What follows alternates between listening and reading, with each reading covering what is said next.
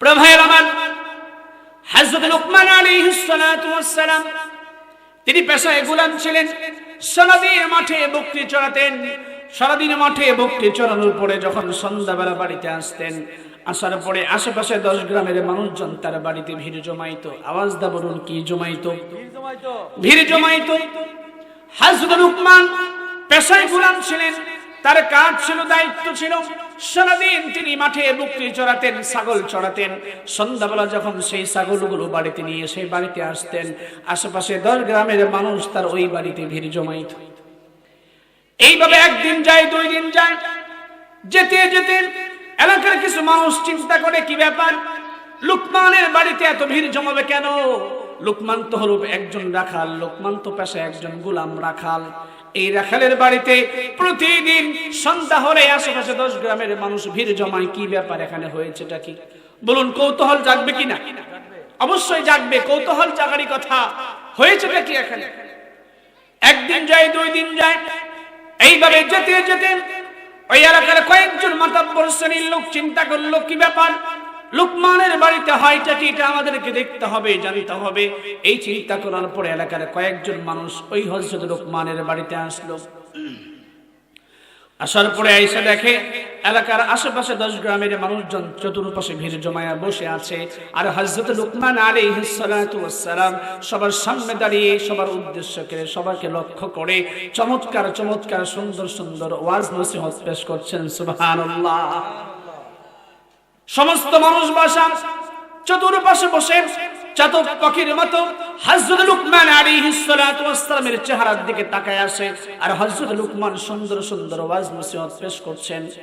এবার ওই এলাকার মাতাব্বররা চিন্তা করে, কি ব্যাপার, লোকটা হলো রাখাল, লোকটা হলো গোলাম, তার মাথায় এত হিকমত, এত বুদ্ধি কি করে আসলো? বলুন, এত বুদ্ধি, এত হিকমত কে দিয়েছেন? আরো জোরে বলুন, কে দিয়েছে? আল্লাহ দিয়েছে। এত বুদ্ধি হিকমত আল্লাহ দিয়েছে। আল্লাহ দেখবেন না কে ধনী, তাকে হিকমত দিবেন, তাকে জ্ঞান দিবেন, তাকে নবুয়ত দিবেন, তাকে ওলি বানাবেন, এটা আল্লাহ করবেন না। আল্লাহ দেখবেন কার অন্তরে তার ভয় বেশি আছে। সুবহানাল্লাহ। প্রিয় ভাইয়েরা আমার, এটা দেখার পরে এলাকার ওই কয়েকজন মানুষ চলে গেল হযরত লুকমানের মালিকের কাছে। যাওয়ার পর ডাক দেয়া বলে, মালিক, কি ব্যাপার, আপনার গোলাম হযরত লুকমান, এত পেশায় আপনার গোলাম, আপনার রাখাল, কিন্তু সারাদিন মাঠে বকরি চড়ানোর পরে এই ব্যক্তি যখন বাড়িতে আসে, আপনার এই রাখাল যখন বাড়িতে আসে, আশেপাশে 10 গ্রামের মানুষজন ভিড় জমায়। কি ব্যাপার? আমরা গিয়া দেখি সেই জায়গায় সকলকে উদ্দেশ্য করে প্রতিনিয়ত সন্ধ্যাবেলা তিনি চমৎকার চমৎকার ওয়াজ নসিহত পেশ করেন। ও মালিক, আপনার এই রাখালের মাথায় এত জ্ঞান বুদ্ধি, এত হিকমত আল্লাহ দিয়েছেন, এটা আমি আপনি কোনোদিন কল্পনাও করতে পারবো না। সুবহানাল্লাহ। এই কথা বলার পরে মালিক চিন্তা করলেন, কি ব্যাপার, আমার রাখাল, আমার গোলাম, এত বুদ্ধি, এত হিকমত তার মাথায়, এটা অবশ্যই লোকেরা বললেই বিশ্বাস করব না, পরীক্ষা করে দেখব। কি করে দেখবে?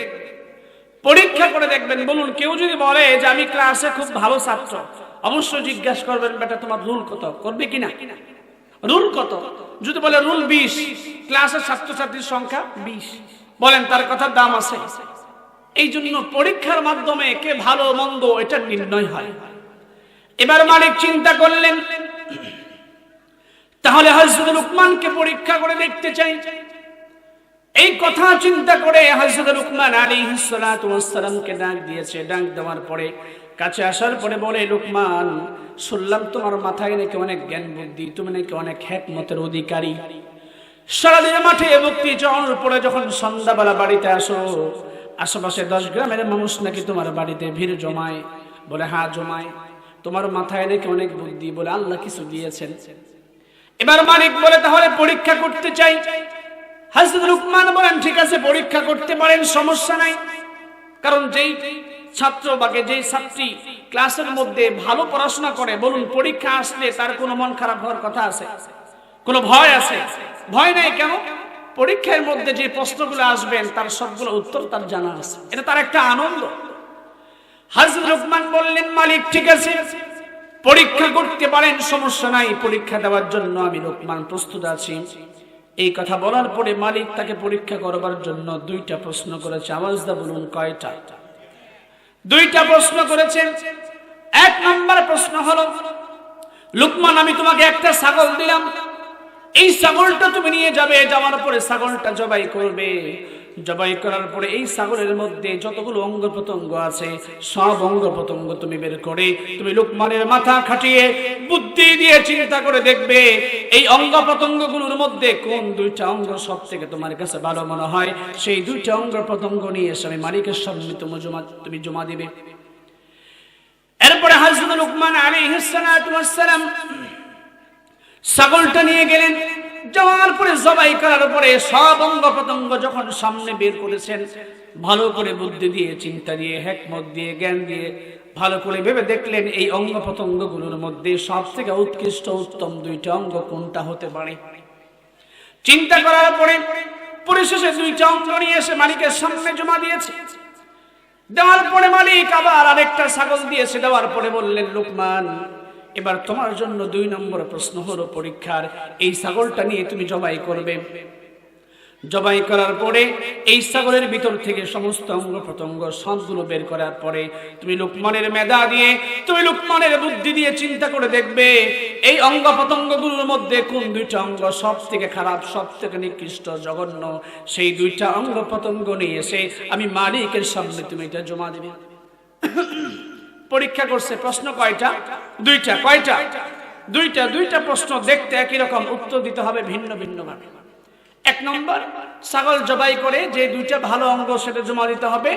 2 নম্বর, ছাগল জবাই করার পরে যেই 2টা অঙ্গ সবথেকে খারাপ সেই 2টা অঙ্গ এনে জমা দিতে হবে। হযরত লুকমান আলাইহিস সালাতু ওয়াস সালাম দ্বিতীয়বার ছাগলটা নিয়ে যাওয়ার পরে জবাই করে সমস্ত অঙ্গ প্রত্যঙ্গগুলো ভালো করে চিন্তা করে দেখে সেখান থেকে 2টা অঙ্গ প্রত্যঙ্গ যেটা নিকৃষ্ট, সব থেকে খারাপ, এই 2টা অঙ্গ প্রত্যঙ্গ এনে মালিকের সামনে জমা দিয়েছে।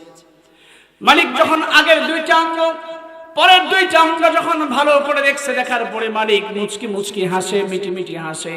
এই হাসি দেখে হযরত লুকমান বলে, কি ব্যাপার মালিক, আপনি হাসেন কেন? আপনার হাসির কারণটা কি জানতে চাই। এবার মালিক বলে, লুকমান এলাকার লোকজন বলল তোমার মাথায় নাকি অনেক বুদ্ধি আছে, জ্ঞান আছে, কিন্তু আমি পরীক্ষা করে দেখলাম তুমি লুকমানের মাথায় কোনো বুদ্ধি, কোনো জ্ঞান, কোনো হিকমত নেই। বলুন, অথচ হযরত লুকমান আলাইহিস সালাতু ওয়াস সালামকে আমরা চিনি লুকমানে হাকিম নামে, হিকমতওয়ালা, জ্ঞানওয়ালা। তার মাথায় এতটা বুদ্ধি ছিল, জ্ঞান ছিল, হিকমত ছিল।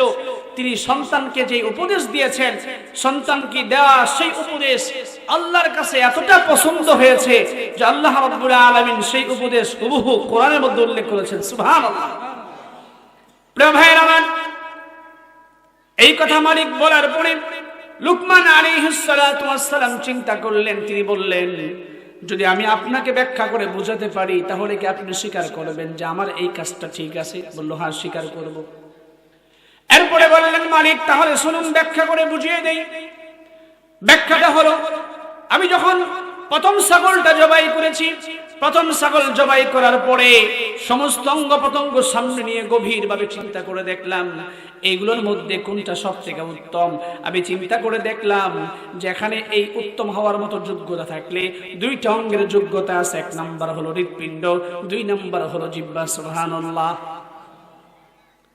হযরত লুকমান আলাইহিস সালাতু ওয়াস সালামকে মালিক বলছে তোমার মাথায় জ্ঞান নাই। এই কথাটা কেন বলছে? কারণ লুকমান আলাইহিস সালাতু ওয়াস সালাম তিনি প্রথম যখন ছাগলটা জবাই করেছেন, জবাই করার পরে এই হৃৎপিণ্ড আর এই জিহ্বা এনে জমা দিয়েছেন। আবার দ্বিতীয়বার ছাগলটা জবাই করার পরে আবার একই হৃৎপিণ্ড আর এই জিহ্বা জমা দিয়েছেন। যার কারণে মালিক চিন্তা করলো, কি ব্যাপার, আমি প্রথমবার বললাম উত্তম অঙ্গ প্রত্যঙ্গ জমা দিতে, এই হৃৎপিণ্ড আর জিহ্বা নিয়ে এসেছে। দ্বিতীয়বার বললাম সব থেকে নিকৃষ্ট অঙ্গ 2টা জমা দিতে, আবারও একই হৃৎপিণ্ড জিহ্বা নিয়ে এসেছে।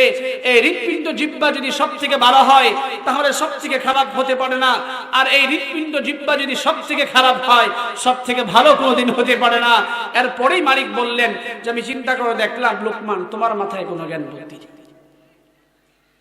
প্রিয় ভাইরা আমার, হযরত লুকমান আলাইহিস সালাতু ওয়াস সালাম এরপরে তিনি বললেন, শুনেন মালিক, আমি যখন প্রথমবার ছাগলটা জবাই করলাম, করার পরে যখন গভীর চিন্তা করে দেখলাম এই ছাগলের সমস্ত অঙ্গ প্রত্যঙ্গের মধ্যে যদি উৎকৃষ্ট উত্তম কোন অঙ্গ হওয়ার থাকে, যোগ্যতা থাকে, সেটা 1 নম্বর আছে হৃৎপিণ্ড।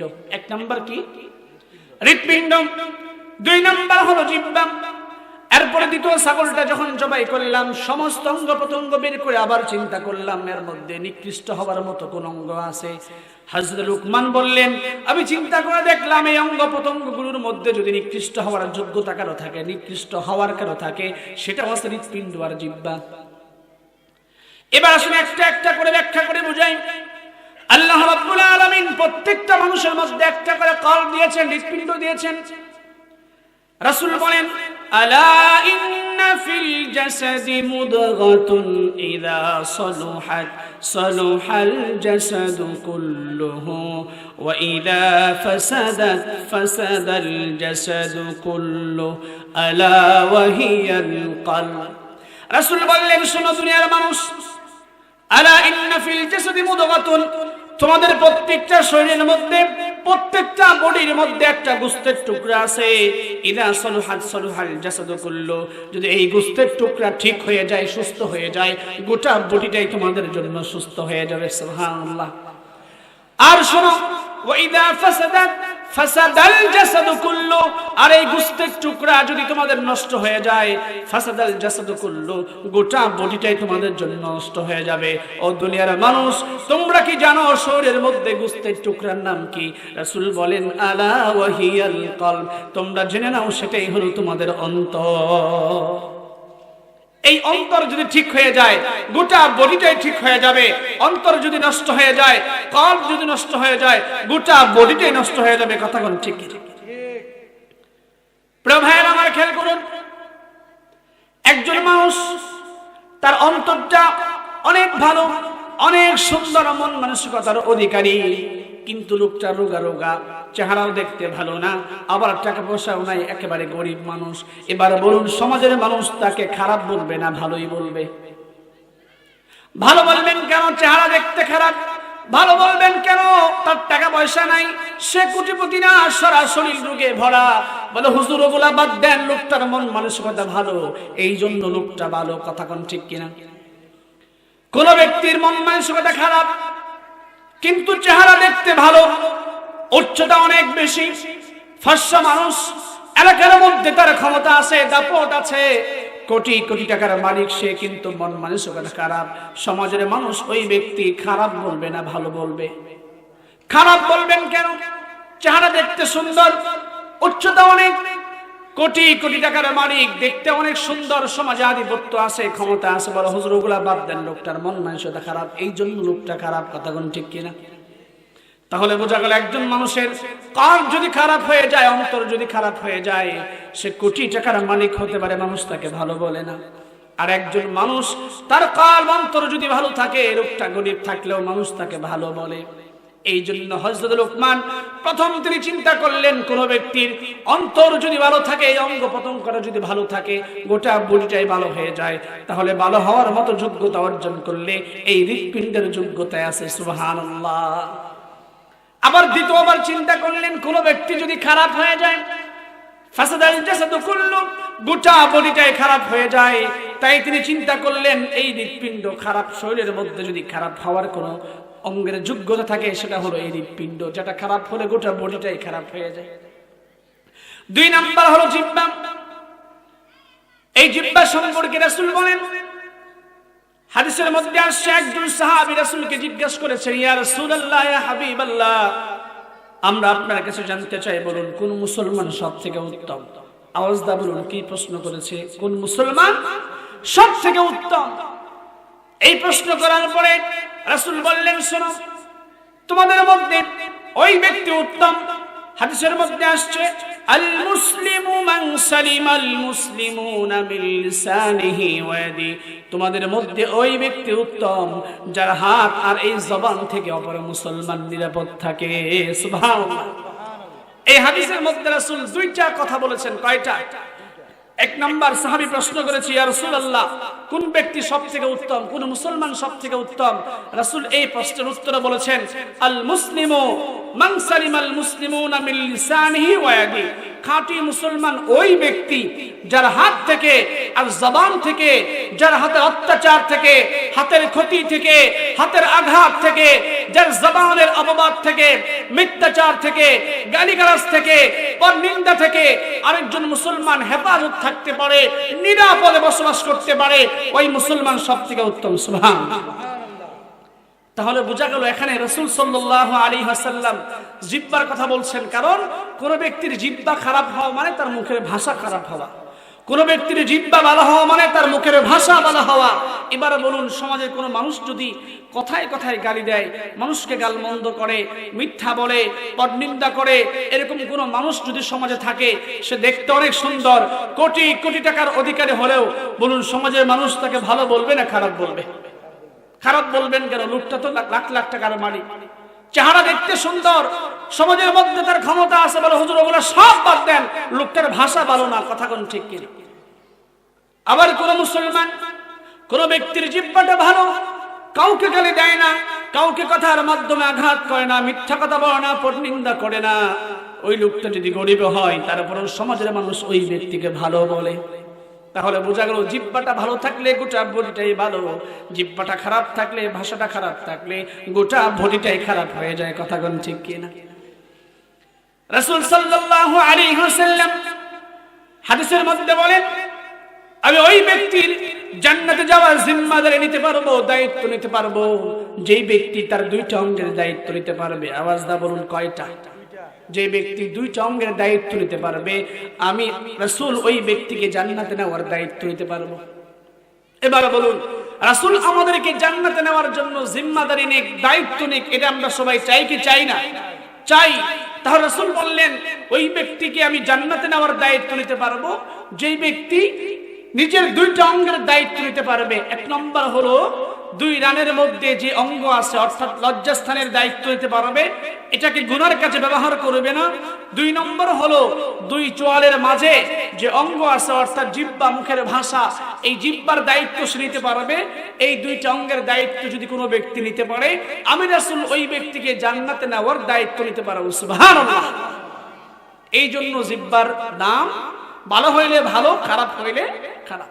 প্রিয় ভাইরা আমার, এই ব্যাখ্যা দেওয়ার পরে হযরত লুকমান আলাইহিস সালাতু ওয়াস সালামকে লক্ষ্য করে মালিক তখন বললেন, শোনো লুকমান, আমি এতক্ষণে বুঝতে পারলাম তুমি লুকমানের মাথায় আসলে জ্ঞান বুদ্ধি আছে। এতক্ষণ পর্যন্ত মালিক বুঝতে পারলো যে লুকমানের মাথায়, লুকমান যে ব্যাখ্যা দিয়েছে, আসলে লুকমানের মাথায় জ্ঞান বুদ্ধি আল্লাহ দিয়েছেন। সুবহানাল্লাহ। এবার প্রশ্ন হলো, এই যে আমি আপনি, আমার আপনার প্রত্যেকের ভিতরে আল্লাহ রাব্বুল আলামিন একটা করে কলব দিয়েছেন, অন্তর দিয়েছেন। মনে আছে তো আপনাদের আলোচনা? এই কলব বলেছিলাম তিন প্রকার। কয় প্রকার? এক নাম্বার সুস্থ অন্তর, দুই নাম্বার অসুস্থ অন্তর, তিন নাম্বার হলো মৃত অন্তর। এবার আসেন এখানে এক একটা করে ব্যাখ্যা করি। তাহলে সুস্থ অন্তরের সংজ্ঞা দিয়েছিলাম এইভাবে যে কোনো ব্যক্তির যদি মন মানসিকতা এমন থাকে যে সারা দিনে সে একটা গুনাহও করে না, এক ওয়াক্ত নামাজও ছাড়ে না, যারা মহিলা আছেন, মা বোনরা আছেন, তারা পর্দা ত্যাগ করে না, পর্দার সহিত চলবার চেষ্টা করে, স্বামীর অবাধ্য হয় না, নারী পুরুষ গুনার মধ্যে যায় না, কিন্তু হঠাৎ করে যদি শয়তানের ধোঁকায় পড়ে গুনাহ হয়ে যায়, যতক্ষণ পর্যন্ত তওবা না করে ততক্ষণ পর্যন্ত তার আর ভালো লাগে না। এরকম মন মানসিকতার অধিকারী যারা আছে, তাদের মধ্যে যে কলব আছে, তাদের এই কলবটা হলো সুস্থ অন্তর। কথা কোন ঠিক কিনা? প্রভায়ের আমার এবার খেয়াল করুন, আল্লাহ রাব্বুল আলামিন এই সুস্থ অন্তর সম্পর্কে কি বলেছেন? আল্লাহ রাব্বুল আলামিন বলেন, আল-ইয়াউমা লা ইয়ানফা'ু মালুন ওয়ালা বানুন ইল্লা মান আতাল্লাহা বিকলবিন সালিম। আল্লাহ রাব্বুল আলামিন বলেন, কিয়ামতের দিনের কথা, আজকে কিয়ামতের দিনে তোমাদের কোনো সম্পদ কাজে আসবে না, ওয়ালা বানুন, আজকে কিয়ামতের ময়দানে তোমাদের কোনো সন্তানও কাজে আসবে না। বলুন আল্লাহ রাব্বুল আলামিন এই জায়গায় কয়টা জিনিসের কথা বলেছেন? দুইটা। আওয়াজ দা বলুন, কয়টা? এক নাম্বার আল্লাহ বললেন লা ইয়ানফাউ মাল, আজকে কিয়ামতের ময়দানে তোমাদের কোনো সম্পদ কাজে আসবে না। ওয়ালা বানুন, আজকে কিয়ামতের ময়দানে তোমাদের কোনো সন্তানও কাজে আসবে না। এবারের প্রশ্ন হলো, দুনিয়াতে এত জিনিস থাকতে আল্লাহ রাব্বুল আলামিন কেন এই আয়াতের মধ্যে দুইটা জিনিসের কথা উল্লেখ করলেন? এক নম্বর হলো সম্পদ, দুই নম্বর হলো সন্তান। এত জিনিস থাকতে আল্লাহ রাব্বুল আলামিন এই দুইটা জিনিসের কথা কেন উল্লেখ করলেন? অবশ্যই এর উপযুক্ত কারণ আছে, কথা কোন ঠিক কিনা? এক নম্বর হলো আল্লাহ বললেন লা ইয়ানফাউ মাল, সম্পদ কাজে আসবে না কিয়ামতের ময়দানে। এই সম্পদের কথা বলার কারণ হলো দুনিয়াতে মানুষ চিন্তা করবেন সমাজে যার সম্পদ আছে তার দাম বেশি, কথা কোন ঠিক কিনা? সমাজে যার সম্পদ আছে লোকজন তার পক্ষে সাপোর্ট দেয়।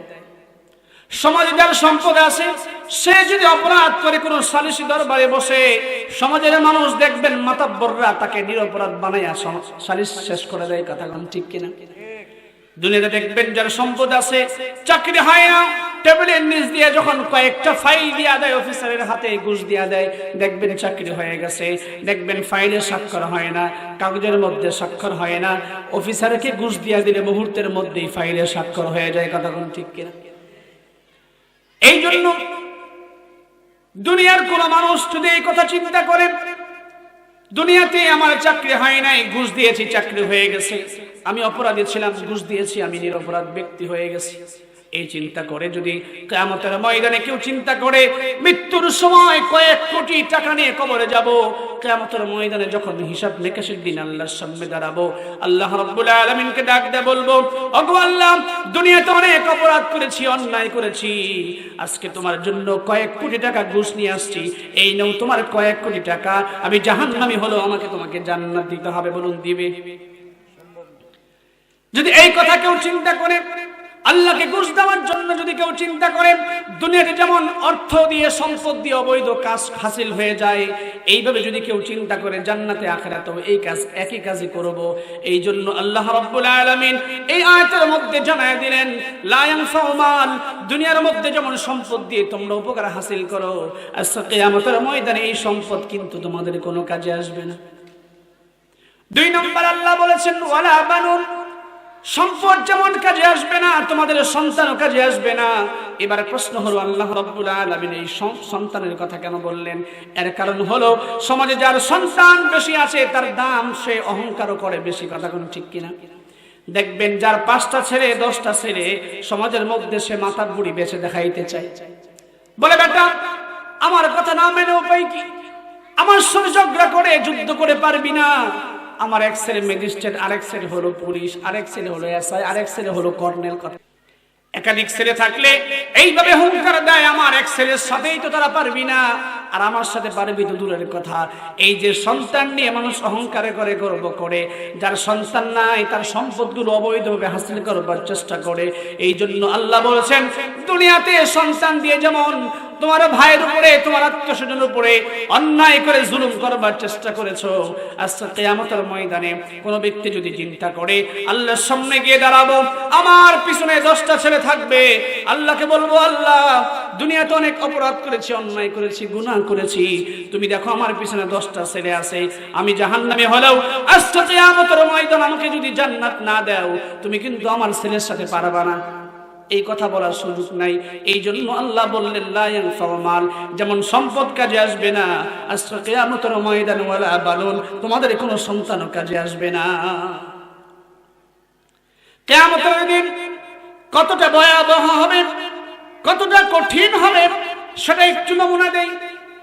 দেখবেন কিয়ামতের ময়দানে হাদিসের মধ্যে এসেছে, কিয়ামতের ময়দানে সমস্ত মানুষ যখন হিসাব নিকাশের জন্য দাঁড়ায়া যাবে, আল্লাহ রাব্বুল আলামিন সেই সূর্যটাকে একেবারে মাথার সন্নিকটে নিয়ে আসবেন, তাপ সৃষ্টি করবে। কিয়ামতের ময়দানে মানুষ হাজার হাজার বছর দাঁড়িয়ে থাকতে থাকতে যখন অতিষ্ঠ হয়ে পড়বে, একেবারে মন মানসিকতা খারাপ হয়ে যাবে, অসহ্য হয়ে যাবে, তখন মানুষ একজন আরেকজনকে বলাবলি করবার চেষ্টা করবে, কি ব্যাপার কত হাজার বছর দাঁড়িয়ে থাকবো, মাথার খুব কাছাকাছি সূর্যটা চলে এসেছে, অনেক তাপ সৃষ্টি করছে, এইভাবে আর সহ্য হয় না, এইভাবে আর সহ্য হয় না, চলো আমরা হযরত আদমের কাছে চলে যাই, আমাদের আদি পিতা হযরত আদমের কাছে চলে যাই।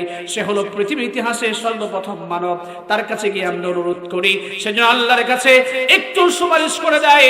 আজকে কিয়ামতের ময়দানে আল্লাহ রাব্বুল আলামিন যেই পরিমাণ রাগান্বিত হয়েছেন, এই পরিমাণ রাগান্বিত ইতিপূর্বেও কোনোদিন হন নাই। আজকে আল্লাহ রাব্বুল আলামিন যেই পরিমাণ গুসা করেছেন, রাগ করেছেন, অদূর ভবিষ্যতেও কোনোদিন এই পরিমাণ রাগ করবেন না।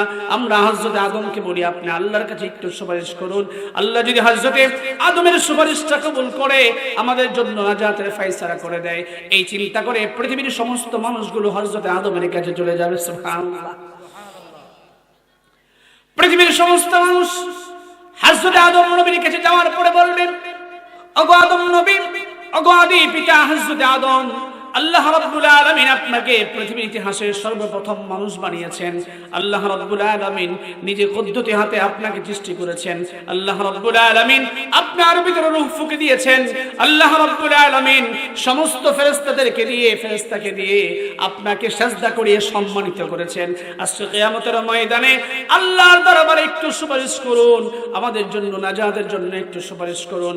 আল্লাহ যদি আপনার সুপারিশটা কবুল করে আমাদের জন্য নাজাতের ফয়সালা হয়ে যাবে। এই প্রস্তাব যখন হযরত আদমকে করবে, হযরত আদম সেই দিন আমার আপনার জন্য সুপারিশ করবে না। কেন সুপারিশ করবে না? তিনি বলবেন আমার দ্বারা আজকে সুপারিশ সম্ভব না। আমরা জিজ্ঞেস করব, গো নবী আপনার দ্বারা আজকে কেন সুপারিশ সম্ভব না? আল্লাহ তো আপনাকে আগে সৃষ্টি করেছে, ফেরেশতা আপনাদেরকে দিয়ে আপনাকে সিজদা করে সম্মানিত আল্লাহ করিয়েছেন, আপনার ভিতরে আল্লাহ রূহ ফুঁকে দিয়েছেন, কেন আপনি পারবেন না? এই প্রশ্ন করার সঙ্গে সঙ্গে হযরত আদম তখন চলে আসবেন এই দুনিয়ার জান্নাতের জিন্দেগির দিকে। আল্লাহ রাব্বুল আলামিন যখন হযরত আদম এবং হাওয়া আলাইহিস সালাতু ওয়াস সালামকে জান্নাতে থাকতে দিয়েছিলেন, আল্লাহ বলেছিলেন তোমরা জান্নাতে থাকো, জান্নাতের নাজ নিয়ামত ভোগ করো, জান্নাতে বসবাস করো, সমস্যা নাই, কিন্তু তোমাদেরকে একটা নোটিশ দিয়ে দেই, একটা এলান করে দেই, ওয়ালা তাকরাবা হাদিহিস শাজারাতা ফাতাকুনা মিনাল যালিমিন। কিন্তু আদম তুমি এবং তোমার স্ত্রী হযরত হাওয়া এই নির্দিষ্ট গাছের কাছে কিন্তু আসতে পারবে না। যদি এই নির্দিষ্ট গাছের কাছে তোমরা আসো, আল্লাহ বলেন ফাতাকুনা মিনাজ যালিমিন, তাহলে তোমরা জালেমদের অন্তর্ভুক্ত হয়ে যাবা। খবরদার হযরত আদম তুমি এবং তোমার স্ত্রী হযরত হাওয়া জান্নাতে বসবাস করো, কিন্তু এই গাছের কাছে আসতে পারবা না, গাছের কোনো ফলও খেতে পারবা না। কিন্তু এবার বলুন হযরত আদম হযরত হাওয়া তারা এই দুইজন গাছের কাছেও এসেছিলেন, সেই নিষিদ্ধ ফলও খেয়েছেন, যার কারণে আল্লাহ রাব্বুল আলামিন তাদেরকে জান্নাত থেকে পৃথিবীতে নামায়ে দিলেন। এই যে তারা একটা আল্লাহ তাআলার নির্দেশ অমান্য হয়ে গেছে, কিয়ামতের ময়দানে হযরত আদম সেই দিন চিন্তা করবে, হায় আজকে যদি কিয়ামতের ময়দানে আল্লাহ রাব্বুল আলামিন যেই পরিমাণ রাগান্বিত হয়েছেন, এই পরিমাণ রাগান্বিত অবস্থায় আমি আদমকে যদি জিজ্ঞাসা করে, আদম কি ব্যাপার, তোমাকে বলেছিলাম ওয়ালা তাকরাবা হাদিহি শাজারা, গাছের কাছে আসবা না, ফল খাবা না, আমি গাছের কাছে গিয়েছিলাম, ফল খেয়েছি, এটা আল্লাহর আদেশ অমান্য হয়েছে। এই প্রশ্ন যদি আল্লাহ আজকে কিয়ামতের ময়দানে আমাকে করে, আমি কি উত্তর দেব? সেই উত্তর দেওয়ার মতো আমার কোনো ভাষা নাই। এই জন্য কিয়ামতের ময়দানে হযরত আদম সেদিন বলবেন, ইয়া নফসি ইয়া নফসি, হায় আমার আফসোস, হায় আফসোস, আজকে আমার কি হবে, আজকে আমার কি হবে? সেই দিন হযরত আদম পৃথিবীর সমস্ত মানুষকে রক্ষা করে বলবে, আজকে আমার দ্বারা সুপারিশ সম্ভব না, তোমরা হযরত নূহ নবীর কাছে চলে যাও। কার কাছে যেতে বলবে? আওয়াজ দা বলুন, কার কাছে যেতে বলবে? হযরত নূহ নবীর কাছে যেতে বলবে। প্রিয় ভাইরা আমার খেয়াল করুন, হযরত নূহ আলাইহিস সালাতু ওয়াস সালামের কাছে কিয়ামতের ময়দানে পৃথিবীর সমস্ত মানুষগুলো নূহ নবীর কাছে যাবে। যাওয়ার পরে নূহ নবীকে বলবে, ওগো নূহ নবী আজকে আল্লাহ রাব্বুল আলামিন অনেক রাগান্বিত হয়েছেন, যেই পরিমাণ রাগ করেছেন এই পরিমাণ রাগ আল্লাহ ইতিপূর্বে কোনোদিন করেন নাই, এই পরিমাণ রাগ আল্লাহ রাব্বুল আলামিন অদূর ভবিষ্যতেও কোনোদিন করবেন না। আপনি হলেন পৃথিবীর ইতিহাসে সর্বপ্রথম রাসূল, আপনাকে আল্লাহ রাব্বুল আলামিন সর্বপ্রথম রাসূল বানিয়ে এই পৃথিবীতে প্রেরণ করেছেন। হাদিসের মধ্যে রাসূল বলেন, সেই দিন মানুষ বলবে, ইন্নাকা আনতা আউয়ালুর রুসুলি ইলা আহলিল আরদি, জমিনবাসীর জন্য আল্লাহ আপনাকে প্রথম রাসূল বানিয়ে পাঠিয়েছেন। দুই নাম্বার আপনার বৈশিষ্ট্য হলো ওয়াকাদ সাম্মাকাল্লাহু আবদান শাকুরা, আল্লাহ আপনাকে কৃতজ্ঞ বান্দা বলে আখ্যায়িত করেছেন। ওগো নূহ নবী আপনার এত গুণাবলী থাকতে আজকে মেহেরবানি করে আল্লাহর দরবারে একটু সুপারিশ করুন। এই কথা বলার সঙ্গে সঙ্গে হযরত নূহ নবী সেই দিন আমার আপনার জন্য মোট কথা পৃথিবীবাসীর জন্য সুপারিশ করবেন না, তিনি যখন চিন্তায় চলে যাবেন এই পৃথিবীর জগতের দিকে, পৃথিবীতে দুনিয়ার জিন্দেগির দিকে চলে আসবেন, আল্লাহ রাব্বুল আলামিন হযরত নূহ আলাইহিস সালাতু ওয়াস সালামকে পৃথিবীতে পাঠিয়েছিলেন। তিনি মানুষকে দাওয়াত দিয়েছিলেন অনেক বছর। বলুন তো কত বছর? আমি আপনি জানি 950 বছর। কত বছর? 950 বছর। আমি আপনি জানি নূহ নবী মানুষকে দাওয়াত দিয়েছেন 950 বছর।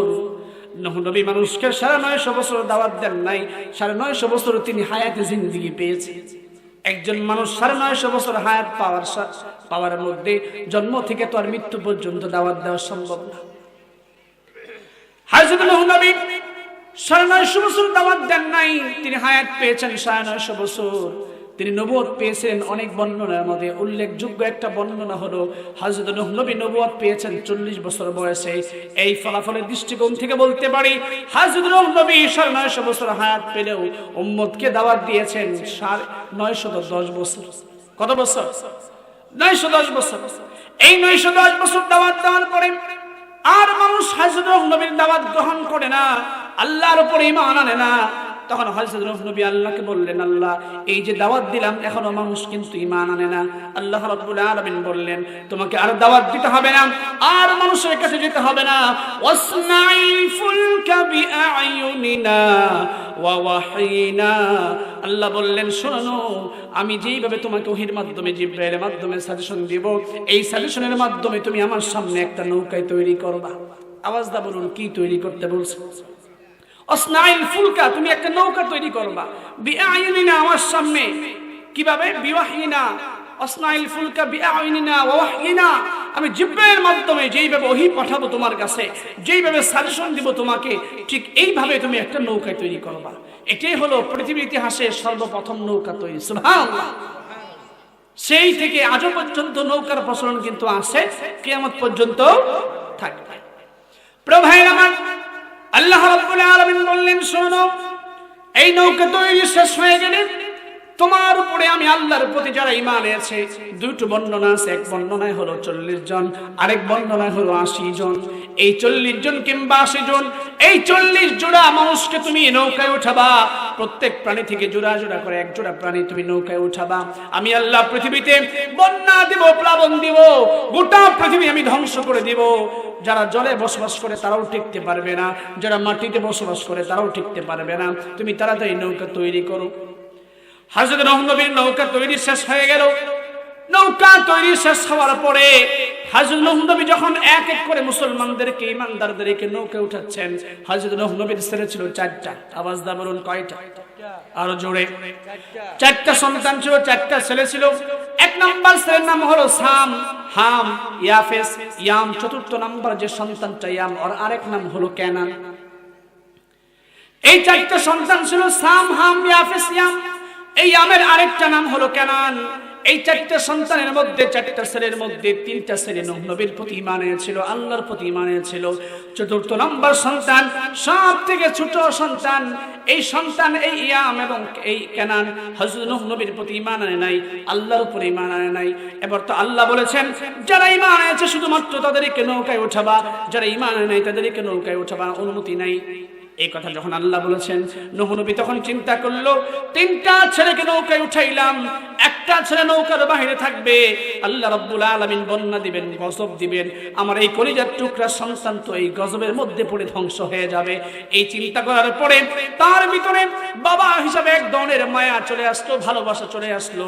এই বাবার ভালোবাসার জায়গা থেকে আল্লাহকে একটু আবেদন করলেন যে, আল্লাহ আমার 4টা ছেলের মধ্যে 3টা ছেলেকে নৌকায় উঠানোর অনুমতি আছে, চতুর্থ নম্বর সন্তান কেনানকে উঠানোর অনুমতি নাই। আল্লাহ তুমি যদি একটু মেহেরবানি করে অনুমতি দাও, আমি আমার এই সন্তান কেনানকে নৌকায় উঠাতে চাই। এই কথা বলার পরে আল্লাহ রাব্বুল আলামিন সাথে সাথে জিবরাইলকে পাঠিয়ে দিলেন, ওহী নাযিল করে বলে দিলেন, ও নূহ নবী শোনো, এই সন্তান তোমারই সন্তান বুঝলাম, কিন্তু এই সন্তান এই কেনান তুমি নূহ নবীর প্রতি ঈমান না আনার কারণে, আমি আল্লাহর প্রতি ঈমান না আনার কারণে আল্লাহ বলেন, ইন্নাহু লাইসা মিন আহলিক, এই সন্তান তোমার পরিবারেরই কোনো সদস্য না। দেখেন, জন্ম দেওয়া সন্তান, তার অরুষজাত সন্তান, আল্লাহ রাব্বুল আলামিন বলছেন, যেহেতু তোমার প্রতি ঈমান আনে নাই, আমি আল্লাহর প্রতি ঈমান আনে নাই, ইন্নাহু লাইসা মিন আহলিক, এই সন্তান তোমার পরিবারের কেউ না, কাজেই খবরদার এই সন্তানকে নৌকায় উঠাতে পারবে না, এটা নৌকার বাহিরে থাকবে, আমি আযাব দেব, আযাবের মধ্যে তোমার সন্তান ধ্বংস হয়ে যাবে। প্রিয় ভাইয়েরা আমার, কিয়ামতের ময়দানে সেই দিন হযরত নূহ নবী এই চিন্তা করবেন। আল্লাহ রাব্বুল আলামিন বলেছিলেন ঈমানদারদেরকে নৌকায় উঠাও, আমি আমার সন্তান কেনান তো ঈমান আনে নাই, তদুপরি নৌকায় উঠাতে চেয়েছিলাম, এটা তো আমার এক ধরনের ত্রুটি হয়ে গেছে, বিচ্যুতি হয়ে গেছে। এই চিন্তা করে কিয়ামতের ময়দানে হযরত নূহ নবী বলবেন ইয়া নফসি ইয়া নফসি, হায় আজকে আমার কি হবে, আজকে আমার কি হবে, এই চিন্তা করতে থাকবেন।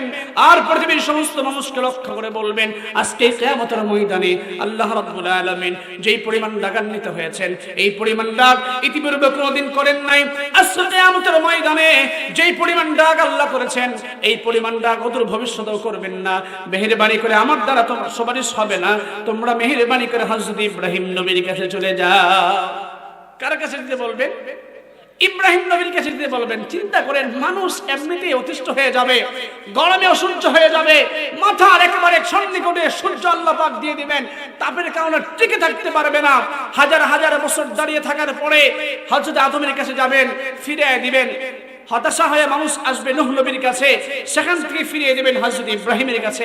বলুন সেই দিন আমার আপনার অবস্থা কেমন হবে? প্রিয় ভাইয়েরা আমার, খেয়াল করুন, পৃথিবীর সেই সময় পৃথিবীর সমস্ত মানুষগুলো হযরত নূহ নবীর কাছ থেকে ফিরে আসবে হযরত ইব্রাহিম নবীর কাছে। আসার পরে বলবে ওগো নবী, আপনি হলেন আল্লাহর খলিল। হযরত ইব্রাহিম নবী কি ছিলেন? আল্লাহর খলিল ছিলেন। বলুন ইব্রাহিম নবীর জামানায় কালেমা কি ছিল জানেন? লা ইলাহা ইল্লাল্লাহ ইব্রাহিমু খলিলুল্লাহ। হযরত মূসা নবীর জামানায় কালেমা ছিল লা ইলাহা ইল্লাল্লাহ মূসা কালিমুল্লাহ। হযরত ঈসা নবীর জামানায় কালেমা ছিল লা ইলাহা ইল্লাল্লাহ ঈসা রূহুল্লাহ। আবার আমার আপনার নবীর জামানায় আমাদের জন্য কালেমা হলো লা ইলাহা ইল্লাল্লাহ মুহাম্মাদুর রাসূলুল্লাহ সাল্লাল্লাহু আলাইহি ওয়াসাল্লাম। এই হযরত ইব্রাহিম আলাইহিস সালাতু ওয়াস সালামকে বলবে যে আপনি আল্লাহর খলিল ছিলেন, পরম বন্ধু ছিলেন। আপনি যখন অগ্নিকুণ্ডের মধ্যে নিক্ষেপ হয়েছিলেন, আল্লাহ রাব্বুল আলামিন আগুনকে আদেশ করেছিল ইয়া নার, হে আগুন কুনি বারদাও, মুহূর্তের মধ্যে ঠান্ডা হয়ে যাও। এতটা ঠান্ডা হবে না যে ঠান্ডা আমার ইব্রাহিম কষ্ট পায়, সালামান আরামদায়ক শান্তিদায়ক ঠান্ডা হয়ে যাও আমার ইব্রাহিমের জন্য। সুবহানাল্লাহ। প্রিয় ভাইরা আমার, কিয়ামতের ময়দানে সেই দিন সমস্ত মানুষ বলবে ওগো খলিল, ওগো আল্লাহ নবী, আল্লাহর খলিল, আপনি মেহেরবানি করে আল্লাহর কাছে একটু সুপারিশ করুন, আপনি তো আল্লাহর পরম বন্ধু। এই প্রস্তাব করার সঙ্গে সঙ্গে হযরত ইব্রাহিম সেই দিন বলবেন আজকে আমার দ্বারা সুপারিশ হবে না, আজকে আমার দ্বারা আল্লাহর দরবারে সুপারিশ করা আমার পক্ষে সম্ভব না। বলে আপনার দ্বারা কেন সম্ভব না? তখন হযরত ইব্রাহিম নবী পৃথিবীর এই কথা মনে করবেন, যখন তিনি পৃথিবীতে জীবিত ছিলেন তখন তার ফ্যামিলির লোকজন, পরিবারের সদস্যরা বলেছিল যখন একটা মেলায় যাবে, মূর্তি পূজা অনুষ্ঠান হয়, তার পরিবারের সদস্যরা মূর্তি পূজা করে কোন একটা নিষিদ্ধ গুনার পরিবেশের মেলায় যাবে, হযরত ইব্রাহিমকে বললেন ইব্রাহিম চলো মেলায় যাই। এই প্রস্তাব দেওয়ার পরে ইব্রাহিম বললেন আলা সাকিম, আমি অসুস্থ, আমি মেলায় যেতে পারবো না। কোন ব্যক্তির যদি শরীর অসুস্থ হয়ে যায় সেটাকে বলে আনা মারিজুন, আমি অসুস্থ, মানে শারীরিকভাবে অসুস্থ। আর কোন ব্যক্তি যদি অন্তর অসুস্থ থাকে, মন মানসিকতা খারাপ থাকে, সেটাকে বলা হয় আনা সাকিম, আমার মন মানসিকতা খারাপ, এটা অসুস্থতা বোঝায়। হযরত ইব্রাহিম সেদিন বলেছিলেন আনা সাকিম, আমি অসুস্থ। এই কথা দ্বারা হযরত ইব্রাহিম বুঝিয়েছিলেন আমার মন মানসিকতা অসুস্থ, আর ওই তার পরিবারের সদস্যরা বলেছিল আসলে সে শারীরিকভাবে অসুস্থ। হযরত ইব্রাহিম চিন্তা করবেন আজকে কিয়ামতের ময়দানে আল্লাহ রাব্বুল আলামিন যদি বলে তোমার পরিবারের সদস্যরা বুঝেছিল তুমি শারীরিকভাবে অসুস্থ, কিন্তু তুমি তো অসুস্থ ছিলে না, তুমি কেন এই কথাটা বললা? এই প্রশ্ন যদি আল্লাহ রাব্বুল আলামিন হযরত ইব্রাহিমকে বলে, হযরত ইব্রাহিম চিন্তা করবে কি ব্যাপার, এই প্রশ্নের উত্তর তো দেওয়ার মতো কোনো ভাষা নাই। দুই নম্বর আরেকটা কারণ হলো যখন পৃথিবীর ওই হযরত ইব্রাহিম নবীর জামানায় তার ফ্যামিলির সদস্যরা মেলার মধ্যে চলে গেল, হযরত ইব্রাহিম তখন মূর্তির ঘরে আসলেন। মূর্তির ঘরে আসার পরে, মন্দিরে আসার পরে মূর্তিগুলোকে খাবার দিলেন। খাবার দেওয়ার পরে খাবার খেতে বললেন, খাবার খেতে পারে না, কথা বললেন, কোনো উত্তর দিতে পারে না। হযরত ইব্রাহিম হাতে একটা কুড়াল নিয়ে তিনি মুহূর্তের মধ্যে এক এক করে সমস্ত মূর্তিগুলো তিনি ভেঙে ফেললেন। মূর্তি ভাঙার পরে তার হাতে থাকা কুড়ালটা বড় মূর্তি যেটা, সেটাকে তিনি ভাঙেন নাই, তার কাঁধে কুড়াল ঝুলিয়ে দিয়ে যখন চলে আসছেন, ইতিমধ্যেই মেলা থেকে লোকজন চলে আসছে। আসার পরে বলল, কি ব্যাপার? মন্দিরে যাওয়ার পরে দেখে এসব মূর্তিগুলো ভেঙে চড়ে কে যেন খান খান করে দিয়েছে। এটা দেখার পরে সমস্ত মানুষ, ওই মূর্তি পূজকদের মাথা নষ্ট হয়ে গেল, টেনশন ধরে গেল। তখন তারা বলল, কি ব্যাপার, কি ব্যাপার, হায় আফসোস, এই কাজটা কে করেছে? তখন কতিপয় মানুষ বলল, সামি'না ফাতান ইয়াযকুরুহুম ইউকালু লাহু ইব্রাহিম। সেই সময় কিছু মানুষ বলল, আমরা শুনেছি একজন যুবকের কথা, সামি'না ফাতান, আমরা একজন যুবকের কথা শুনেছি, ইয়াকুলু লাহু ইব্রাহিম, যাকে ইব্রাহিম বলা হয়। সেই ইব্রাহিম আমাদের এই দেবদেবীগুলোর সমালোচনা করে, হতে পারে এই কাজটা ইব্রাহিম করেছে। কথা বলার পরে সেই সময় মানুষ, তখন তারা ইব্রাহিম নবীর কাছে আসলো। আসার পরে তখন তারা বলল, ইব্রাহিম কি ব্যাপার, তুমি কি এই কাজ করেছো কিনা? এই প্রশ্ন যখন করেছে, ইব্রাহিম বলেন, আমি করেছি। হযরত ইব্রাহিম সেই দিন বললেন, আমার কাছে জিজ্ঞাসা করো কেন? তোমাদের মন্দিরে ওই যে বড় দেবতা আছে, যার কাঁধে কুরআন ঝোলানো, এটাই করছে কিনা তার কাছে গিয়ে জিজ্ঞাসা করো, এটা তো ওরই কাজ। এই কথা যখন বললেন, কিয়ামতের ময়দানে সেই সময় চিন্তা করবেন যে আল্লাহ রাব্বুল আলামিন যদি প্রশ্ন করে, কি ব্যাপার ইব্রাহিম, তুমি তো মূর্তিগুলো ভাঙছিলা, যখন জিজ্ঞাসা করলো তখন তুমি স্বীকার করো নাই কেন? তুমি ওই বড় মূর্তির দিকে তাক মানুষকে পাঠিয়ে দিলা কেন? এটা তো তোমার এক ধরনের মিথ্যার আশ্রয় হয়েছে। এই চিন্তা করে হযরত ইব্রাহিম কিয়ামতের ময়দানে সেই দিন আমার আপনার জন্য সুপারিশ করবে না, এই চিন্তায় নিজে টেনশন করতে করতে ইয়া নাফসি ইয়া নাফসি করতে থাকবে, বলতে থাকবে। আর পৃথিবীর সমস্ত মানুষকে বলবে, আজকে আমার দ্বারা সুপারিশ সম্ভব হবে না, আজকে যদি তোমাদের সুপারিশের প্রয়োজন হয় তোমরা হযরত মূসা নবীর কাছে চলে যাও। কার কাছে? দেখছেন টেনশন কমতেছে না বাড়তেছে?